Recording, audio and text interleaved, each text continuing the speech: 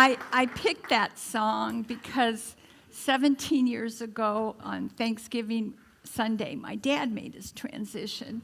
And I heard that song. I go, oh, that would be a good song for Daddy. And Alicia said, I don't know if I can sing it because that was the song that they sang at her dad's. She sang at her dad's celebration of life.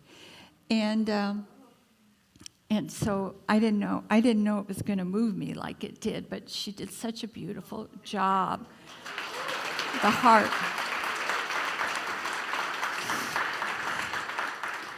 Just a little bit about my dad. That's where I get my snarky personality from Daddy. Thank Daddy. Yeah. And, my dad wasn't a real warm and fuzzy kind of guy at all. And I know I've told this story, but I love it so much. He wasn't real affectionate with me. I mean, he was the type that, because he didn't have much education, bless you, because he didn't have much education, he was really on me, It's like he'd sit down with me with the math and stuff, and the night before report cards came out, I would cry because I was so worried, God forbid I get a C on my report card.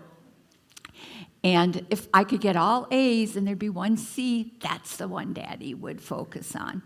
But so the day before he died, that Saturday, we were going to go out for Japanese food. He loved Japanese food, but he really had bad emphysema and couldn't breathe and oxygen. And he said, Laura, I don't think I can go. I said, Daddy, you go home, stay home, I'll go get it, and we'll have it. And I don't know where the rest of my family was. They might have been out shopping. I don't know. But it was just my dad and myself in the room, and he was watching Mass on TV because maybe that's where they were. They might have been going to Mass, but he was watching it. And then after there was a show, and they showed the archangels, and they were sitting, and Daddy goes, Laura, when I die, I hope I get wings like that.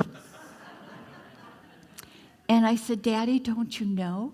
If you want them, you'll have them. You just tell them you want them. And he goes, oh, okay. And he's sitting there, and he goes, I don't know, Laura. He said, you only see young, handsome bucks with wings, not old farts like me. See, I told you that's where I got my humor. And I go, Daddy, don't you know, when you make your transition, you go back to the way you looked the best. And he sat there, and he goes, I was a pretty good-looking son of a gun. And I go, yeah, Daddy, you were. And so, it was hard for him just to walk from the sofa to the restroom. And that next morning, Sunday, I was getting ready to come to church, and my sister and they were all getting ready to leave. And I remember in my prayers that morning, I said, Daddy, it's okay to go. I said, Mommy will be fine. We're all fine. We'll take care of her. You can go. And they were getting in the car, and I kissed him goodbye, and after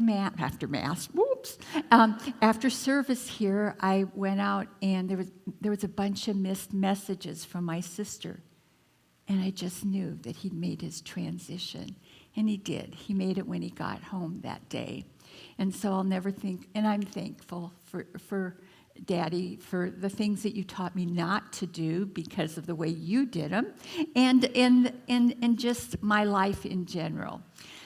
So I want to know today, what are you focusing on? There's a lot going on in the world. I don't know if you've noticed that, but there's a lot, and there could be a lot going on in your life. I don't know, but this is what I do. What do I focus on? I love to go on Facebook. And I guess because of my algorithms, I get stuff like this. Don't ever save anything for a special occasion. Being alive is a special occasion. right? Think of the opportunities that you can have. You can be miserable or you can look for the good in life. And being alive, when I got my cancer diagnosis, I always enjoyed life, but it's like every little thing now just is like a reminder of what we have in this world. Are you being petty about stuff? Are you judging people? Or are you just being grateful? Do you think those trees and those mountains out there are going, oh my God, there's a war in Israel again, or whatever, or people are protesting or what? That's not what we came here for. So always don't take any day for granted. My dad, I don't think thought he was going to make his transition that day. We don't know. We don't know. So, like I said, I never say goodbye to my kids without telling them I love them. I want them to know the last words I ever said to them was, I love you. I love you, Ryan. Thought this one was good. I got to get down here because some of these are tall. Everyone thinks of changing the world, but no one thinks of changing themselves. However, if everyone changed themselves, we would change the world, right? If we focus on more of the things that are the gifts in our life, on what we do, what we say, what we think, what we have, what we don't have, we have so much power in us, so much power that we are changing the world because there's a ripple effect with what we do. According to quantum physics, a particle vibrating due to your sound when you speak can affect a molecule inside a star at the edge of the universe instantly. This phenomenon is known as quantum entanglement. The greatest illusion of the universe is the illusion of separation. We are all one. What you're thinking about, what you're speaking of is affecting people on the other side of on the world, in the universe. That wasn't the picture that came with that. I wrote that in because I love that picture to show us we are nothing but cells and energy. We think we're this whole being, but we are so much more. And so how are you affecting the world today? Are you smiling at strangers? Are you letting them know that they're being seen? Are you putting that love into the universe? Yes, we can focus on there's atrocities happening, I know. But I can all I can do is love and send love, knowing that that love can affect people. That love, I do have a brother that we're estranged. He was born again, and he thought what I was teaching was really woo-woo, wasn't the Bible. And I go, well, Jim, what version do you follow? There's like 286 versions, and do you follow it, literally or figuratively? Because if you follow it literally, do you still believe the earth is the center, of the universe or whatever? And anyway, he didn't want to have anything to do with me. And my brother and I were like this. But you know what? I still love him, and I will always love him. I have no control over what he feels, but I have control over what I feel, and he will always be my baby brother. So I don't need anything in return. I can love him and feel him in my heart. No amount of anxiety changes the future, but any amount of gratitude changes the present. What in your life are you grateful for? What do this weekend we went down to, Ryan and I drove to my other son's house, and we had Thanksgiving there with my granddaughters, and it was so cute. Thanksgiving evening, my oldest granddaughter, Olivia, was saying goodnight to Daddy, and he was holding her, and they were standing there. She took her little hands and put it on his face, said, I love you, Daddy. And I could just see my son just melt inside, just melt with that love. We want to always have that feeling. We want to have those memories imprinted on our hearts. And, maybe you didn't have a good childhood. I'm not saying mine was easy with my dad. It wasn't easy. I told you when I was trying out for cheerleader, he said, Laura, if I was as big as you when I was in high school, I would have gone out for football instead of band. That was my dad. That was my dad's personality, So, but I think, my dad was a hard worker. He wasn't an affectionate person, a lovey-dovey, one of those. But he worked hard for us to give us our home and our food and everything in our life. And he had a really hard childhood, very hard childhood. Grew up in Maui, picked pineapples and sugar cane, and it was a hard life. And he was so happy when Pearl Harbor got bombed, because then he joined the Merchant Marines and he got off that little island that he thought was so horrible. How many of us would love to be on that little island and have a place? So, no anxiety doesn't change the future. I heard this thing this week that first, think it. Come up with an idea that you want in your life. Then you have to feel it. You have to feel it and really embody it inside, and then you'll create it. Those are the 3 steps if you want to change things in your life. Don't focus on what you want to get rid of. Focus on what you want to bring into your life and really, really feel it as though it's already done. And then the next thing, you'll be led to create it, or it'll just fall in your lap. Wise wisdom. A wise man was asked, what is the meaning of life? The wise man replied, life itself has no meaning. Life is an opportunity to create meaning. That's true. Did I ever think I was going to be a minister? Oh, hell no. Nor would anybody in my family or people who knew me when I started my business years ago. They would have, she's going to be a minister? No, I don't think so. And but something starts stirring in your body. Listen to that. Listen to that. Like I've shared, I was going through it, hit 40, been married 21 years, and I looked at him and said, do I want to be married to him another 20? Something was missing. And so that's, my kids were small, but I knew that there was something more for me. And gradually I was led to spirituality. I cried on a friend's, we went skiing, and I was crying about, oh, my life, I don't know what I'm doing. So this lady I want to take you to in San Diego. Her name was Esperanza, and she had a group there, and that's where I got what my life mission was, to be a beacon of light, to remind people of who they are, and lead them back to the true meaning of God.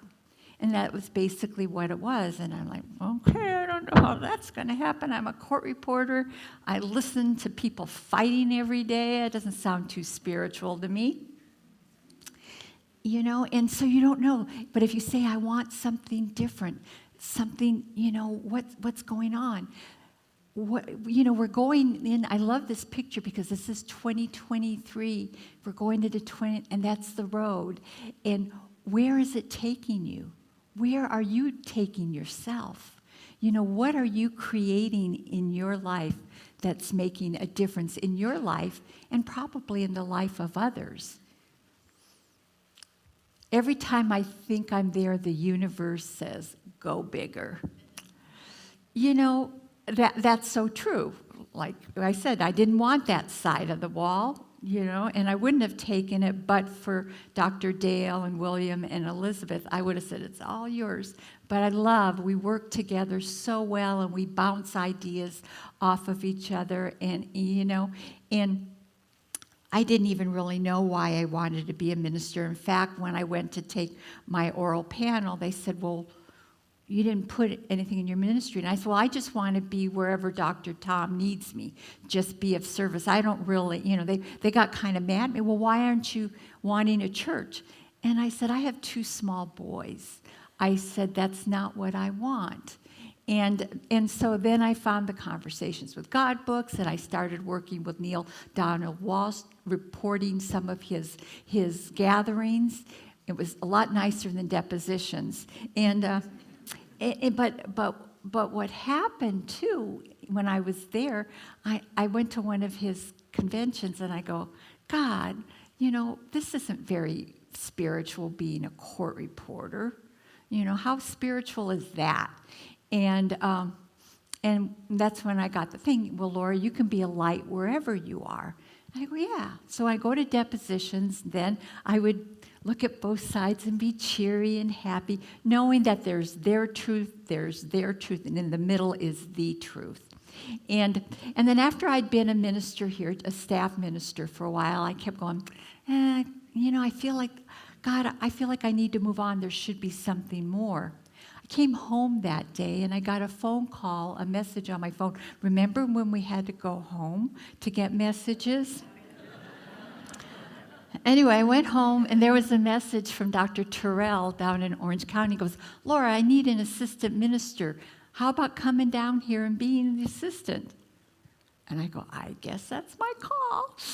That's my message. And so I went bigger, and I did go down there, and I was his assistant for a while. And I was still here, though. I was teaching practitioner class, was driving back and forth, and then something happened, and I said, I need to be back here. And Dr. Joe called me. It was so weird. I was thinking, I need to come back here. And Dr. Joe called me and said, are you ready to come home? And I said, sure, make me an offer. He said, come home. I go, that's the offer. And so I came home, and within about 5 months, I was the assistant here then. So go bigger. Don't think that this is the end. Go bigger. Know that there's even more for you to do.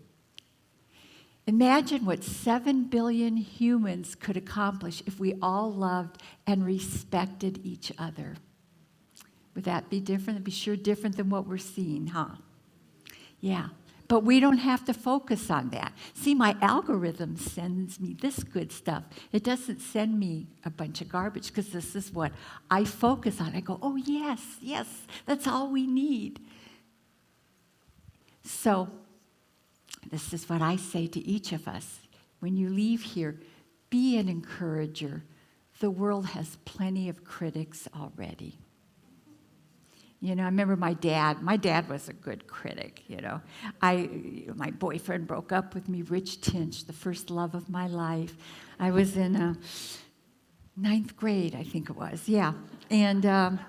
And he broke up, and he started dating some other girl, going out with her. And I was in my bedroom crying, and my dad goes, what are you crying about? And I go, Rich broke up with me. He doesn't love me anymore. And Dad goes, oh, get over it. What do you know about love? You're too young. And boy, I thought, oh, that really ticked me off. And in my head, I said, I may not know about love like you do, but this is love to me right now, and it hurts. And in that moment, I said, when I have children, I will never say that to them. Have I ever said that to you, Ryan? You don't know? You liar. And so be an encourager, Would have been nice if you came over and hugged me and said, Laura, it's okay, I love you. And he's not the right one. There'll be somebody even better someday, So be that encourager. When people are hurting, don't try to discourage them from hurting. Pain is real.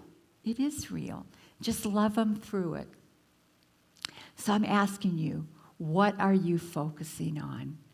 My prayer for all of us is that we focus when we leave here on the good, and that we send love. When we do hear something horrible, send them love. I even remember saying, but for the grace of God, there go I. Why are you here?